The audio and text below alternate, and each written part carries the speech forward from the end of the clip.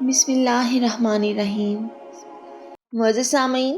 جب حضرت آدم علیہ السلام کو اللہ تعالیٰ نے بہشت میں رہنے کا حکم دیا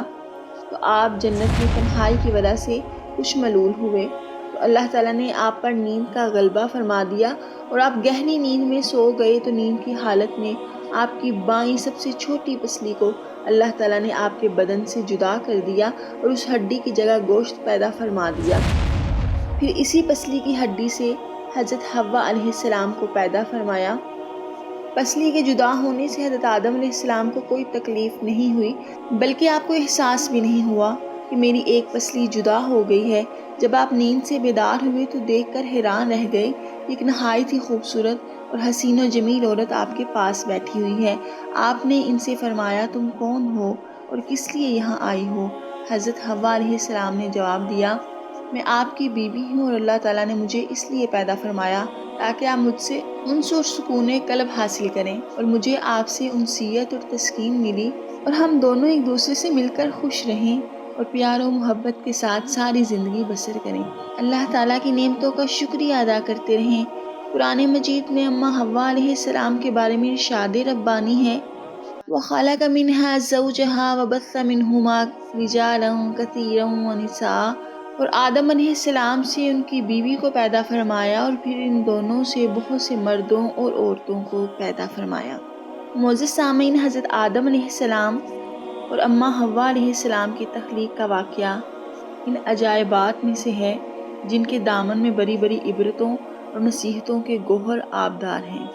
اللہ تعالیٰ نے حضرت آدم علیہ السلام کو مٹی سے بنایا اور اماں حوا کو حضرت آدم علیہ السلام کی پسلی سے پیدا فرمایا۔ قرآن کے اس بیان سے یہ حقیقت عیاں ہوتی ہے کہ خالق کائنات نے انسانوں کو 4 طریقوں سے پیدا فرمایا۔ اول یہ کہ مرد عورت دونوں کے ملاپ سے، جیسا کہ عام طور پر انسانوں کی پیدائش ہوتی ہے، قرآن پاک میں صاف صاف واضح ہے، اِنَّا خَلَقْنَا الْإِنسَانَ مِن نُطْفَةٍ أَمْشَاجٍ،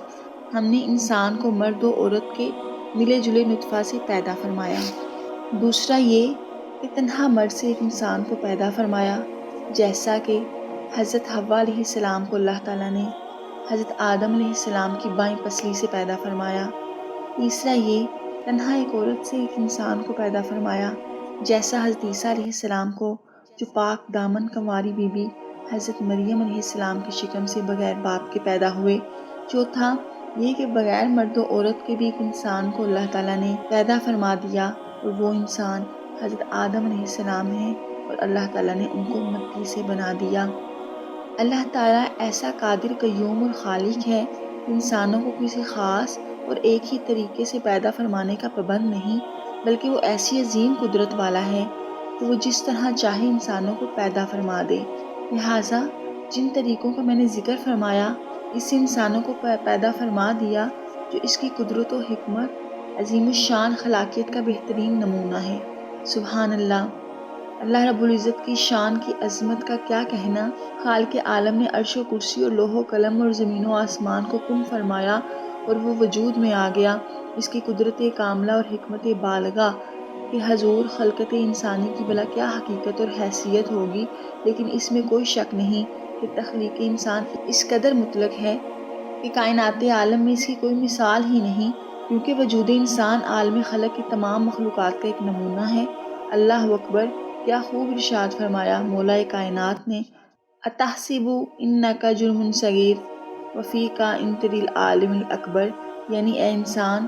کیا تو یہ گمان کرتا ہے تو ایک چھوٹا سا جسم ہے، حالانکہ تیری عظمت کا یہ حال ہے کہ تیرے اندر عالم اکبر سمٹا ہوا ہے۔ ممکن تھا کوئی مرد یہ خیال کرتا اگر ہم مردوں کی جماعت نہ ہوتی، تنہا عورتوں سے انسان کبھی پیدا نہ ہوتا۔ اس طرح ممکن تھا کہ عورتیں بھی یہ گمان کرتی کہ اگر ہم عورتیں نہ ہوتی تو تنہا مردوں سے کوئی انسان پیدا نہ ہوتا۔ اس طرح ممکن تھا کہ عورت اور مرد دونوں مل کر یہ ناز کرتے کہ اگر ہم مردوں اور عورتوں کا وجود نہ ہوتا تو کوئی انسان پیدا نہ ہو سکتا۔ تو اللہ تعالیٰ نے چاروں طریقوں سے انسان کو پیدا فرما کر عورتوں اور مردوں دونوں کا منہ بند کر دیا کہ دیکھ لو، ہم ایسے قادر و قیوم ہیں کہ حضرت حوا علیہ السلام کو تنہا مرد حضرت آدم علیہ السلام کی پسلی سے پیدا فرما دیا، لہٰذا عورتوں تم یہ گمان ہرگز نہ کرنا کہ عورتیں نہ ہوتی تو انسان پیدا نہ ہوتے۔ اس طرح حضرت عیسیٰ علیہ السلام کو تنہا ایک عورت کے شکم سے بغیر مرد کے پیدا فرما کر مردوں کو یہ تنبیہ کر دی کہ اے مردوں تم یہ ناز ہرگز نہ کرنا کہ اگر تم نہ ہوتے تو انسان کی پیدائش نہ ہو سکتی۔ دیکھ لو ہم نے عیسیٰ علیہ السلام کو تنہا عورت کے شکم سے بغیر مرد کے پیدا فرمایا، اور آدم علیہ السلام کو بغیر مرد اور عورت کے مٹی سے پیدا فرمایا، اور عورتوں اور مردوں دونوں کو یہ تنبیہ کر دی کہ عورتوں اور مردوں تم کبھی بھی اپنے دل میں خیال نہ لانا کہ اگر تم دونوں نہ ہوتے تو اللہ انسان کو پیدا نہ فرما سکتا۔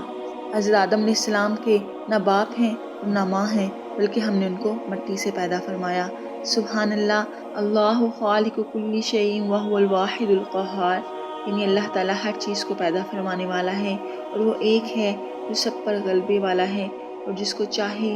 جیسے چاہے اور جب چاہے پیدا فرما دیتا ہے۔ اس کے افعال اور اس کی قدرت کسی اسباب و علل اور کسی خصوص طریقوں کی بندشوں کی محتاج نہیں، یعنی وہ جو چاہتا ہے کرتا ہے۔ اس کی شان یفعل اللہ ما یشاء و یفعل اللہ ما یرید ہے، یعنی جس چیز اور جس کام کا وہ ارادہ فرماتا ہے اس کو کر ڈالتا ہے۔ نہ کوئی اس کی مشیت و ارادے میں دخل انداز ہو سکتا ہے، نہ کسی کو اس کے کسی کام میں چون و چرا کی مجال ہے۔